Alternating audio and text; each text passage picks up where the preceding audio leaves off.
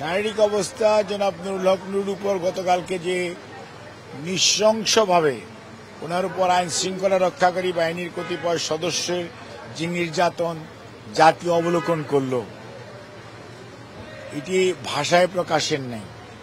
এবং একজন জাতীয় রাজনৈতিক নেতার প্রতি যে আচরণ এবং এক ধরনের প্রতিহিংসামূলক আচরণ প্রকাশিত হয়েছে কতিপয় আইন শৃঙ্খলা রক্ষাকারী বাহিনীর সদস্যদের, এটি অত্যন্ত গুরুত্ব সহকারে বিবেচনা করা উচিত।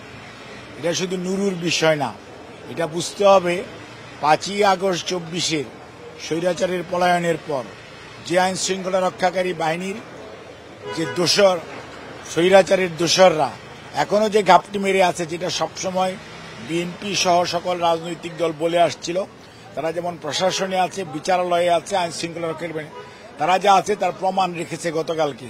এবং এইটি একটি অশ্বিনী সংকেত বাংলাদেশের গণতন্ত্রকে সুদূর পরাহত করার দেশীয় এবং আন্তর্জাতিক চক্রান্তের অংশ।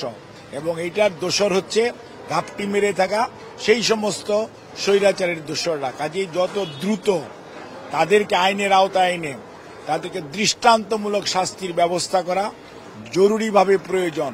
ওই লাল গেঞ্জি আপনার না আমার না সেটা আমাদের জানার দরকার নাই। লাল গেঞ্জি আপনাদের সাথে ছিল, দয়া করে খুঁজে বের করেন, আইনের আওতায় নেন। লাল গেঞ্জির তো দোষ নাই, যারা আদেশ দিয়েছেন তাদেরকে ধরছেন না কেন? তাদেরকে ধরে তারপরে বের করেন, কেন আদেশ দিয়েছিলেন। লাল গেঞ্জির বেচারার এত পিছনে লাগার তো কোনো মানে নেই, লাল গেঞ্জিটা কনস্টেবল। কিন্তু যারা আদেশ দিয়েছে দে নিড টু আনসার এবং they need to do it. একটি মানুষকে কোনো অন্যায় করলে গ্রেপ্তার করবেন, পুলিশে দেশের প্রচলিত আইনে দিবেন। সেটি না করে আপনি যেভাবে করেছেন, এটা স্বৈরাচারের অবস্থাকালীন সময় গুম করতেন, তারপরে গুলি করে মেরে ফেলতেন, অনেকে পঙ্গু করে ফেলেছেন, চোখে গুলি করেছেন, পায়ে গুলি করেছেন, তারই বহিঃপ্রকাশ ঘটিয়েছেন গতকালকে। কাজে এইটি কোনো অবস্থাতেই সমর্থনযোগ্য নয়। এটার বিচার ডেফিনেটলি এই তত্ত্বাবধায়ক সরকারের দায়িত্ব হচ্ছে এটার বিচার করা।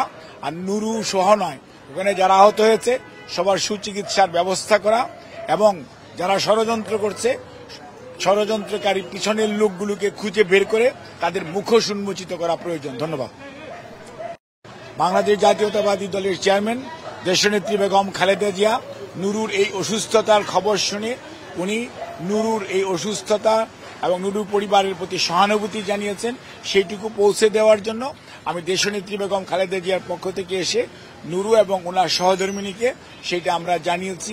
এবং বাংলাদেশ জাতীয়তাবাদী দল নুরুর পাশে এবং নুরুর চিকিৎসার ব্যাপারে সার্বক্ষণিকভাবে গতকালকে থেকে খোঁজ রাখছে। আমাদের ভারপ্রাপ্ত চেয়ারম্যান খোঁজ নিয়েছেন এবং চিকিৎসার ব্যাপারে তদারকি করছেন।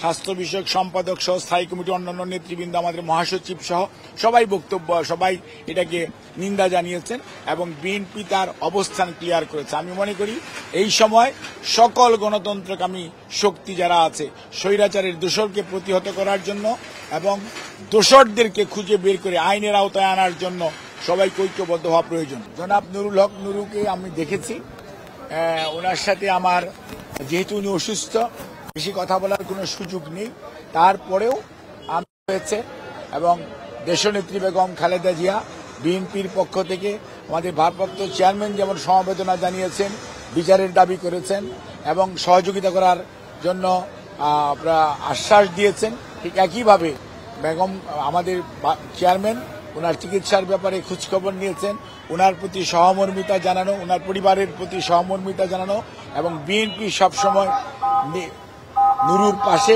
শুধু নয়, নির্যাতিত যে কোনো মানুষের পাশে থাকে, তারই ধারাবাহিকতায় বিএনপি তার পাশে থাকবে, সেটি ওনাকে আশ্বাস দিয়েছে, সেটি ওনাকে জানিয়েছি।